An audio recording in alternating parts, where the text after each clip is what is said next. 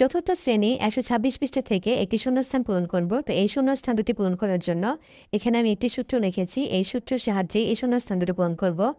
এখানে লেখা আছে kilometre, hectometre, decalitre, litre, decilitre, centimetre, millilitre. তো এই সূত্রটির সাহায্যেই এই খালিঘর দুটো পূরণ করব।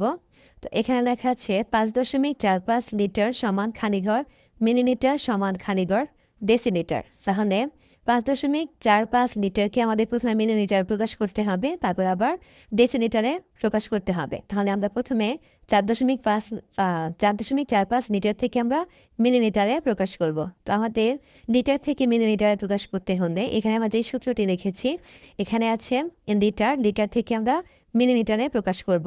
তাহলে এখানে লিটার হচ্ছে বড় একক আর মিলিলিটার হচ্ছে ছোট একক। তো বড় একক থেকে যখন আমরা ছোট এককে যাব তখন আমাদের গুণ করতে হবে। তাহলে আমরা কত দিয়ে গুণ করব? এখানে লিটারের জন্য আমরা একটা ১ ধরবো।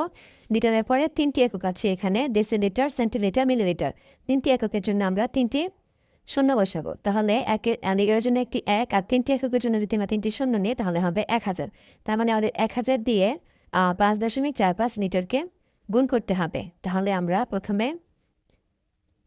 ৫.৪৫কে আমরা ১০০০ দিয়ে গুণ করব। তাহলে এখানে লিখবো আমরা ১০০০।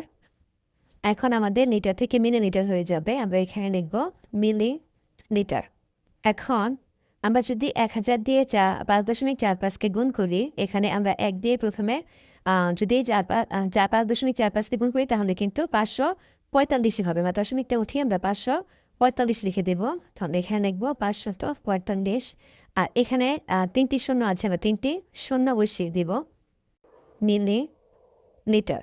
এখন আমরা খেয়াল করি ৫.৪৫ এখানে ডান দিক থেকে ২ অঙ্ক পরে একটি দশমিক আছে। তাহলে আমরা এখানে গুণফলে ২ অঙ্ক পরে একটি দশমিক বসিয়ে দেব।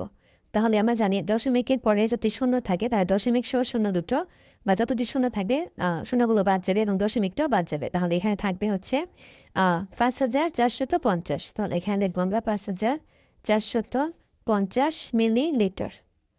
মিলিলিটার। তাহলে এখানে আমাদের লিটার থেকে মিলিলিটার প্রকাশ করে হয়েছে ৫,৪৫০ মিলিলিটার। এখন আমরা মিলিলিটার থেকে ডেসিলিটারে প্রকাশ করব।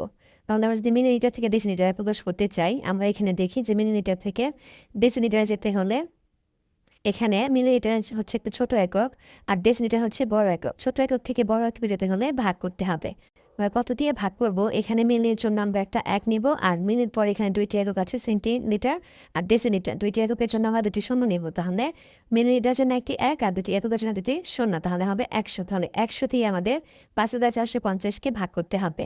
তাহলে আমরা এখানে লিখব ৫,৪৫০ ভাগ ১০০। এখন আমরা লিখব এখানে ডেসিলিটার। এখন ৫,৪৫০কে যদি আমরা ১০০ দিয়ে ভাগ করি, ১০০-র মধ্যে ২টি শূন্য আছে। তাহলে এই ভাগ ১০০ দিয়ে ৫,৪৫০কে ভাগ করার নিয়ম হচ্ছে যেহেতু ১০০-র মধ্যে ২টি শূন্য আছে তাহলে আমরা এদিকে ২ ঘর পর একটি দশমিক বসিয়ে দেব। যদি ৩টি শূন্য থাকে তাহলে ৩ ঘর পর দশমিক বসাবো। তাহলে এখানে ২টি শূন্য আছে, তাহলে আমরা দুই সংখ্যা পর দশমিক বসাবো। তাহলে এখানে যেহেতু দশমিকের পরে ৫, তারপরে আছে শূন্য, তো দশমিকের পরে শূন্যের দাম নেই। তাহলে আমার অ্যান্সার হবে ৫৪.৫ ডেসিলিটার। তাহলে আমাদের ৫,৪৫০ মিলিলিটারকে যদি আমরা ডেসিলিটারে প্রকাশ করি তাহলে আমাদের অ্যান্সার হবে ৫৪.৫